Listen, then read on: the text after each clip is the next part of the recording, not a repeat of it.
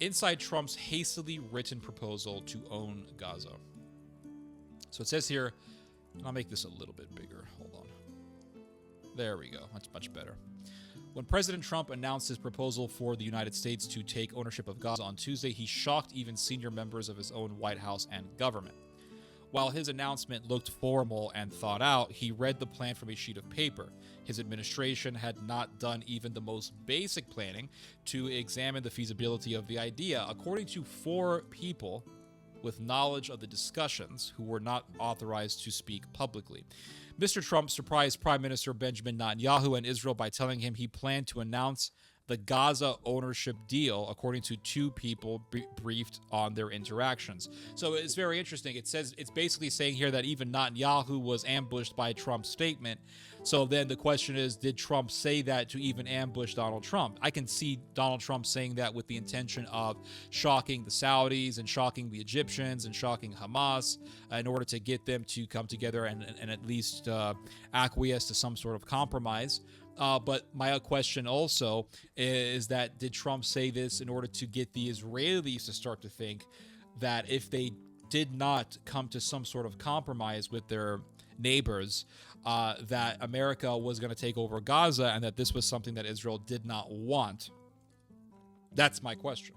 Because I don't think Israel wants America to control Gaza. I think Israel wants to control Gaza. So by America saying, or by Donald Trump saying that America will take it over, it made a statement that was to the ire of Israel, getting Israel to think that it needs to make some kind of compromise. That's within the realm of possibility. So it says here, inside the U.S. government, there had been no meetings with the State Department or Pentagon, as would normally occur for any serious foreign policy proposal, let alone one of such magnitude. There had been no working groups. The Defense Department had produced no estimates of the troop numbers required or cost estimates, or even an outline of how it might work. There was little beyond an idea inside the president's head. Unlike major foreign policy announcements with past presidents, including Mr. Trump, the notion of the United States controlling Gaza had never been part of a public discussion before Tuesday. Again, public discussion. This article will later talk about how there was some private discussion on this idea. But privately, Mr. Trump had been talking about U.S. ownership of the enclave for weeks. And his thinking had accelerated, according to 2 administration officials, after his Middle East envoy, Steve Witkoff, returned from Gaza last week and described the horrific conditions there. So Donald Trump was talking about this idea. He was floating this idea around of the U.S. Taking control of Gaza. And then his idea became even more intense, or his fixation on such an idea became even more intense after Steve Witkoff said that he had been to Gaza, that he saw the ruins of Gaza and said that this place is unlivable, giving Trump the idea, or giving Trump further justification, that his idea of America owning Gaza was quite good, that it's a great idea. But nobody, not in the White House, not the Israelis, expected Mr. Trump to roll out the idea on Tuesday until shortly before he did so. The idea was met with immediate opposition from the Arab world, including from Saudi Arabia, a key U.S. ally. And in comments to reporters on Wednesday, White House Press Secretary Caroline Leavitt tried to soften some of Mr. Trump's statements. While Mr. Trump had questioned why Palestinians would want to return to Gaza after being relocated and suggested the area could become a haven for tourists, Ms. Leavitt maintained that Mr. Trump simply wanted Jordan and Egypt to take in Palestinians temporarily, and that's a bunch of bullshit, because think about it, if it takes 10 years, let's say, to fully rebuild Gaza, do you think the Israelis are going to say, oh, well, yeah, come right back, Mr. Palestinian? They're not going to do that at all. They're going to say, we have all this amazing beachfront property. The property values are going to remain high as long as we're living here. As long as we're living here, property value is going to remain very high. And we're not going to let those Palestinians come. As soon as they come in, they're going to bring all the property values down. The rent's going to go down. Can't allow that. And so it won't happen. Right? If they kick all the Palestinians out, that's it. It's not going to be a temporary relocation. It's going to be a permanent relocation, or at least a permanent exile. After she minimized the idea of U.S. financial investment, despite Mr. Trump positing a long-term ownership interest. She also said the president had not committed to putting boots on the ground, although Mr. Trump has said, we'll do what is necessary. And if it's necessary, we'll do that. Now, here is another idea that I could totally see happening. I can totally see this happening. Israel pushing all the Palestinians into Syria. I could see this happening. They're going to say, well, listen, Syria's right next door. Syrians and Palestinians are culturally extremely similar. They both speak the same language. They share the same religion. You have Christians in Syria. You also have you have a majority Muslim population, but you also have a Christian minority, so the Christian Palestinians can hang out with the Syrian Christians. Palestinian Muslims can mingle with the Syrian Muslims, and they can all just live in Syria. And Bashar al-Assad's not there anymore. It's basically just, it's a banana republic that's just controlled by the U.S. and, to a great extent, Turkey. Well, really, Turkey. But Turkey's a proxy of the U.S. So why not just throw all the Palestinians to Syria? I could see that happening. And I could see Israel saying, yeah, we're going to throw all the Palestinians out. And Turkey saying, if you want to do that, Israel, we'll take them in. And the Turks could take in all the Palestinians and invest tons of money into housing and infrastructure for them. They could build shopping centers for them and apartment complexes and homes and condominiums. And Europe could invest money into such a project. And then all the Palestinians will be living in Syria. And then Turkey could say, Yildadim, Yaladam, Yaladam. We took in the Palestinians. We took in our brothers and sisters after they were genocided. And now, O Israel, we will punish you. You will receive the scourge of Allah. We will be the scourge of God. And then proceeds the devastation of Israel. Syria's free real estate, exactly. So it says here that in the hours after the announcement, senior administration officials were notably short on substantive answers. Yeah, and I noticed that afterwards, after hearing that on the radio. I spent 2 hours on the internet trying to find some opinion, some kind of an analyst, something, right? Give me something, nothing. It was just dead silence. It was like Donald Trump walked in and threw a bomb and then walked away. Basically, if neither Egypt nor Jordan wants them, then have Syria do it. Yeah, and so if Israel's going to say, well, we're going to throw them out. They're gone. And then Turkey could say, well, we'll put them in Syria. Okay. And then Turkey will say, we're the heroes. We are the heroes of the Palestinian people. We saved the Palestinians. We're the saviors of the Palestinians. And then they could say, well, we are going to now punish Israel for what they have done. It says here that the reason for their evasiveness soon became clear. No actual details existed. So it's saying here that the reason why there was such dead silence after Trump made his very radical statement was because nobody really planned for him to say that. That's at least what this article says. On Wednesday, Mr. Trump's national security advisor, Mike Waltz, appeared on CBS Mornings to sell the Gaza idea, but it was clear from the conversation that it was less a plan than concepts of a plan, as Mr. Trump described his ideas for healthcare policy during the 2024 campaign. That plan never materialized. So now Mr. Waltz has said, and he's the national security advisor for Donald Trump, Mr. Waltz has said that what Trump said is it's really a concept. It's not really the plan. So again, we don't know what's going to happen until it happens. Other U.S. officials were less thrilled about the proposal. Two people close to Mr. Trump insisted it was his idea alone. One said they had never heard him mention the involvement of U.S. troops before Tuesday.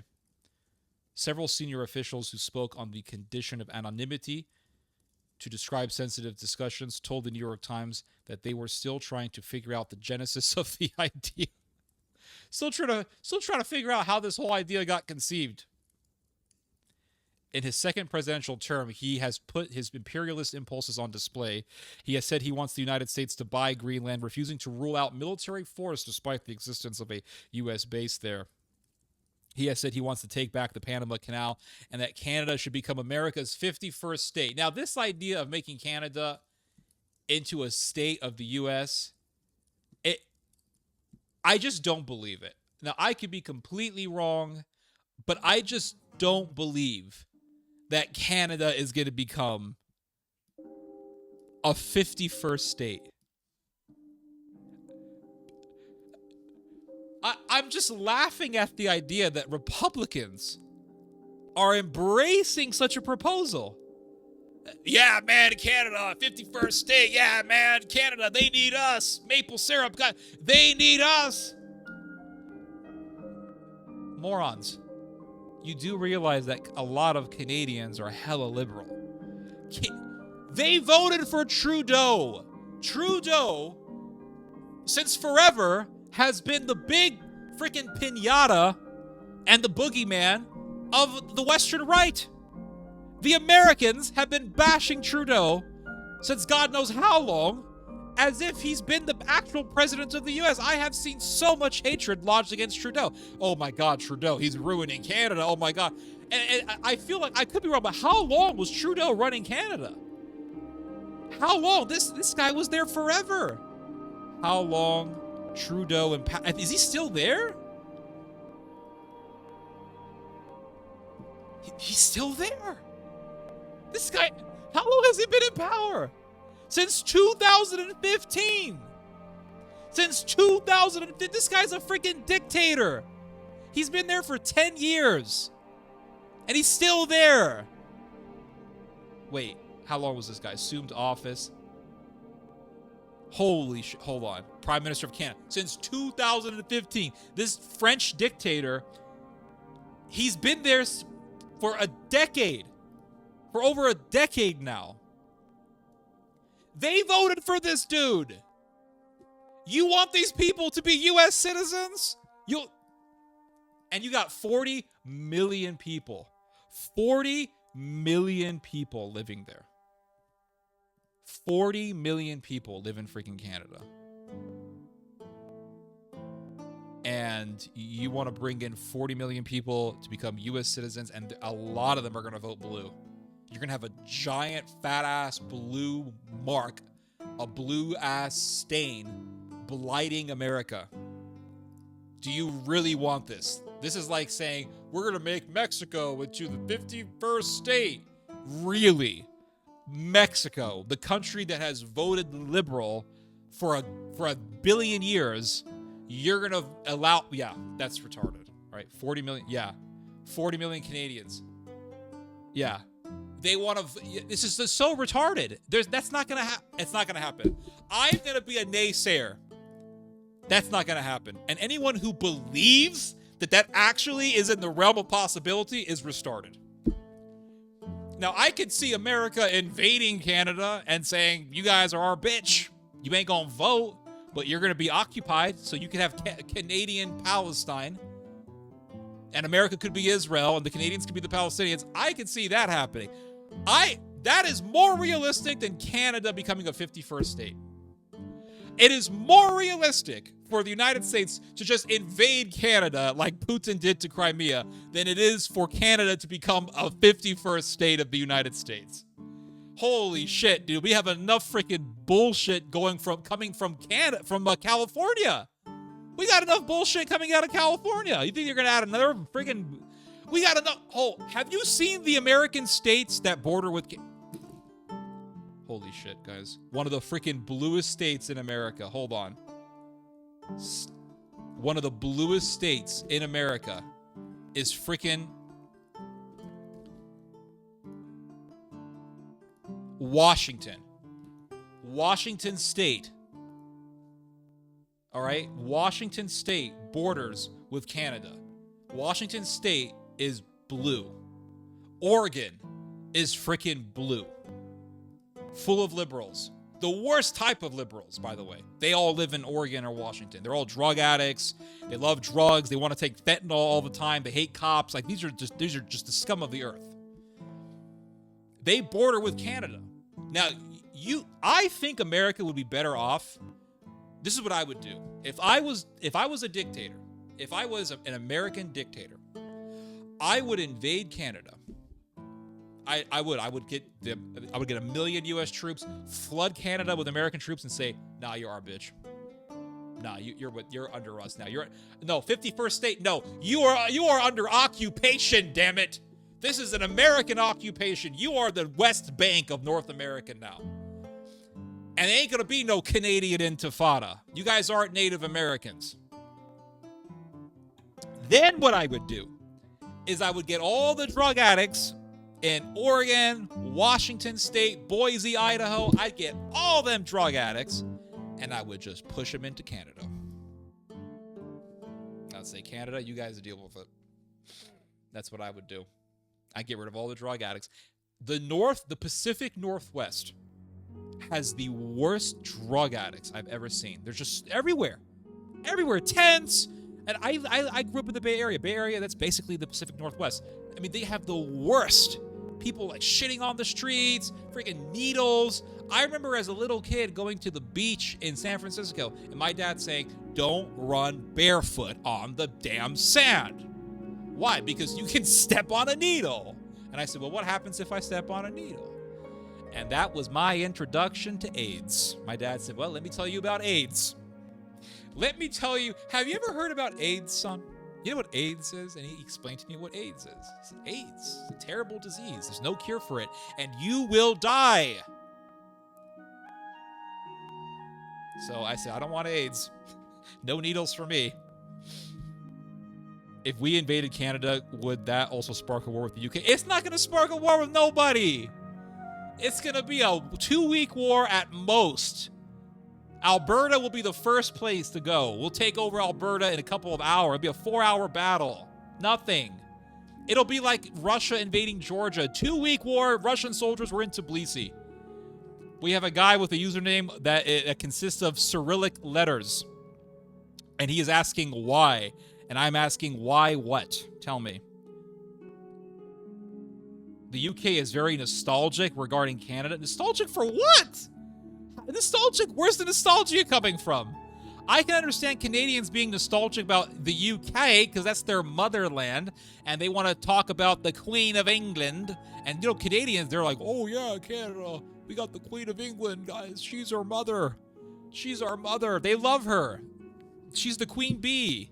But I'm trying to figure out what's the UK nostalgic about Canada for. I don't get that. That's new to me. If that's the case, that is very new to me. I've never heard of that before. But no, the UK, are you kidding me?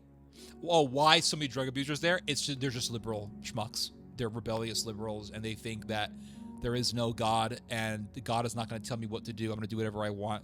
So they take fentanyl, they take meth, they take heroin, they take a bunch of crazy shit they shouldn't be taking, and then they destroy their lives. War of 1812. What?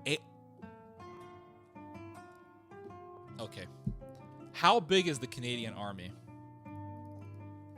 How big is Canada's army? Guys.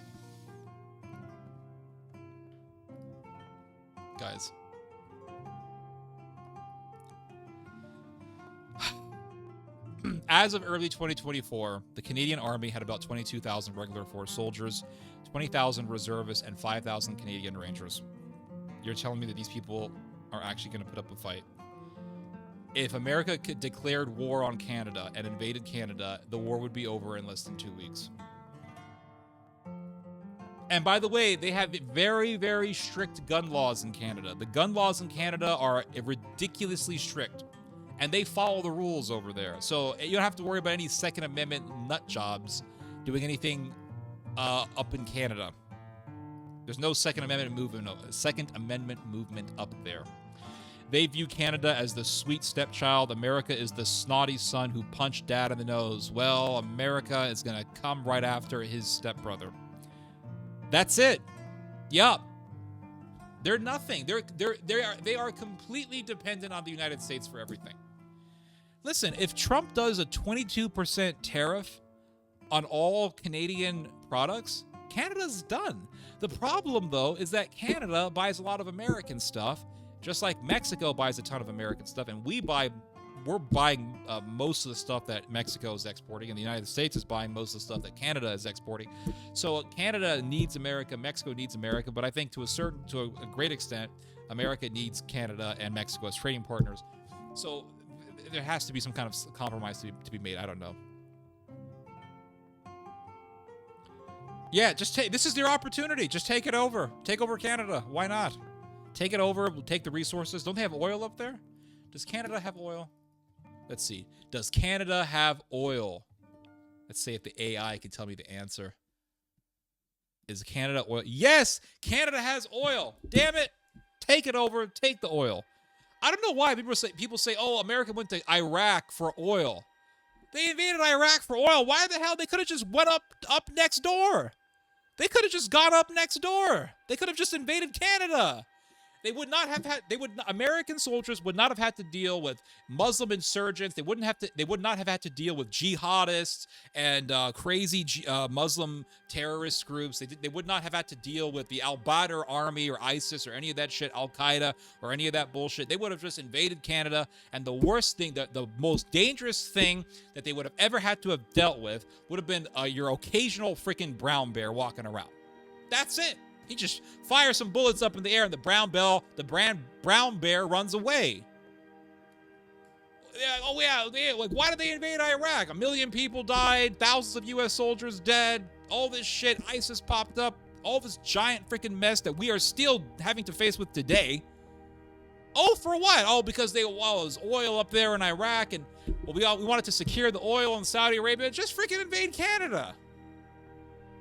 Was there going to be Canadian insurgents to deal with? What were they going to do? What were they going to do? Like, was there going to be an army of lumberjacks who were going to come after you with axes and throw maple syrup at you? Like, what was the threat? Waste 1 million people dead for what? You could have just invaded Canada. The worst that could have happened was some freaking mooses would have been shot.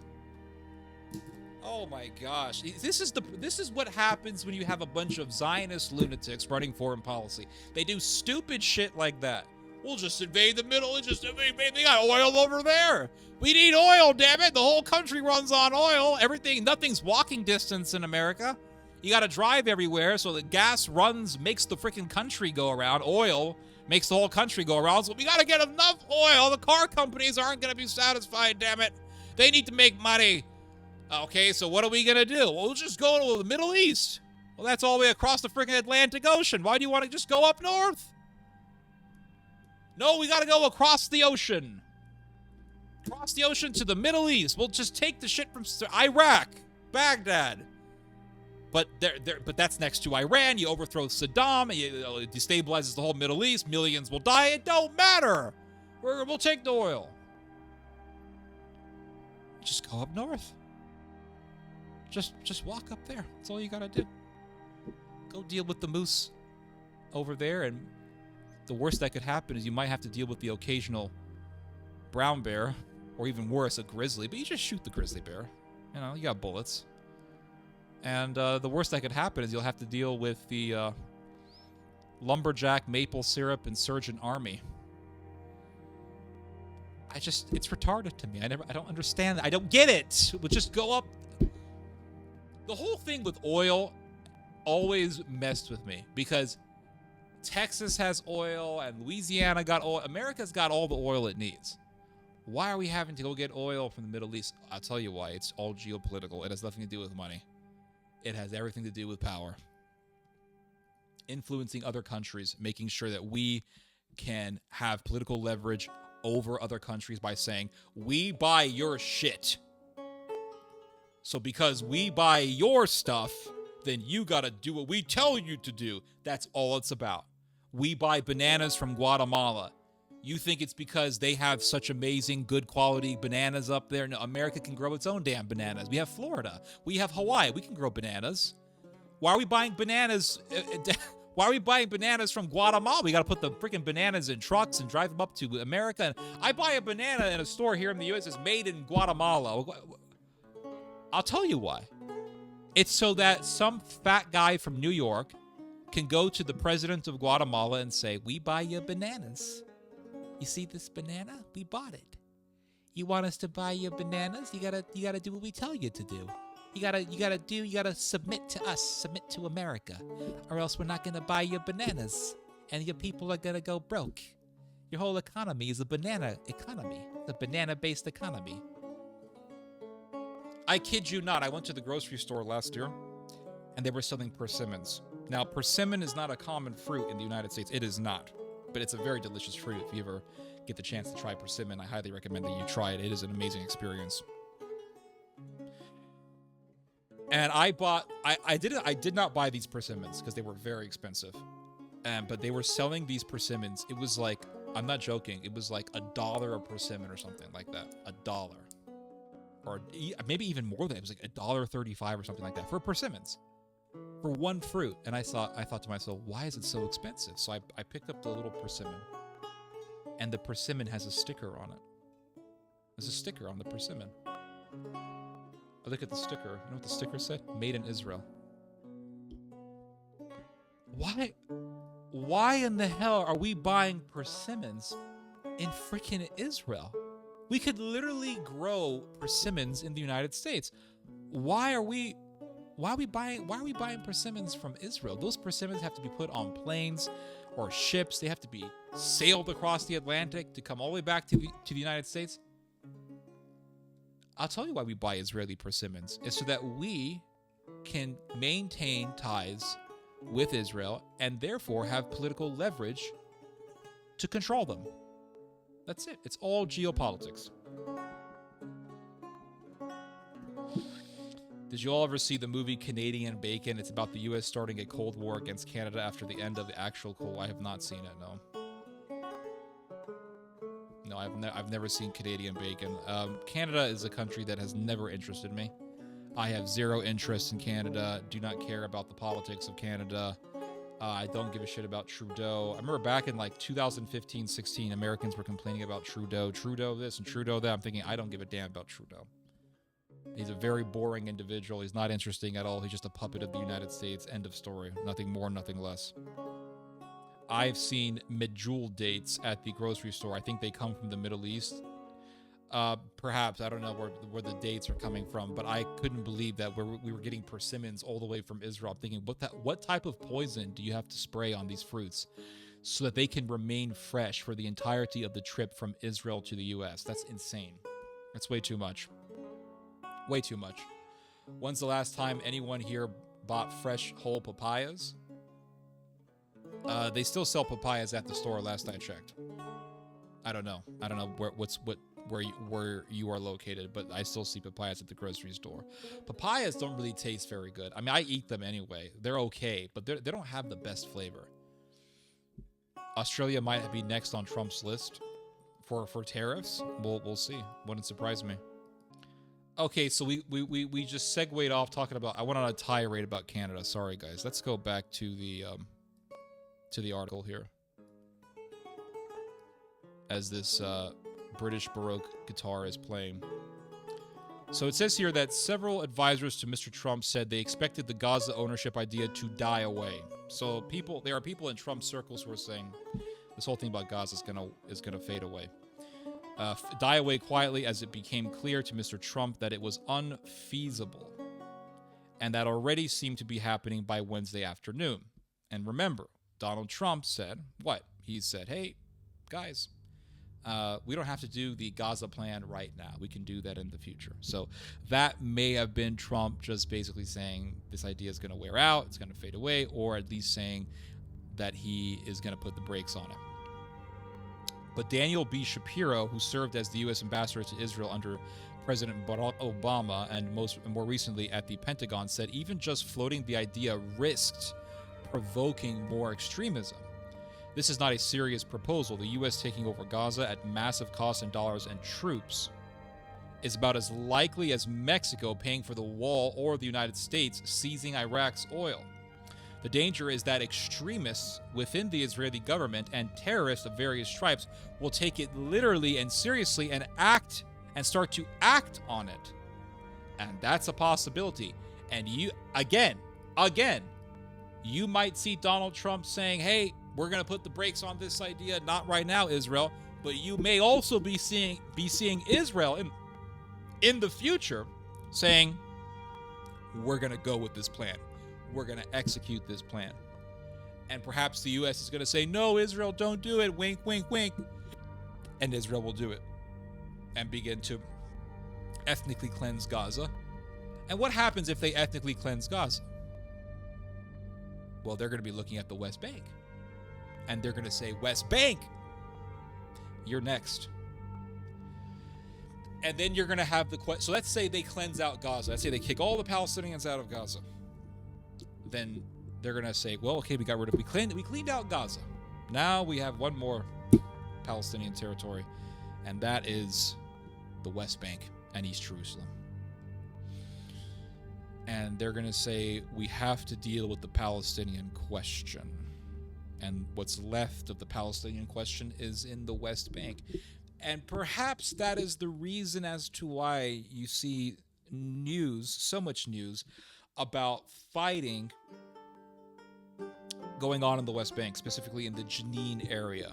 You have the Jenin Battalion, which is a terrorist group. They are a terrorist group. They're no good, these people. And there's been a lot of fighting between the IDF and these Jenin terrorists. And perhaps the Israelis, not perhaps, it's obvious that the Israelis want the Islamic extremism to continue on in the West Bank so that Israel can continue to have propaganda fodder to work as a pretext for Israel to expand itself in the West Bank. And then they could say in such a situation that now it is time for us to cleanse this area of Palestinians. Regardless of how this happens, regardless of how any of this sort of thing is going to flesh itself out, there will be blood. That is one thing you can be assured of. There will be blood. And it's going to be bloody, it's going to be ugly, and it's going to be scary.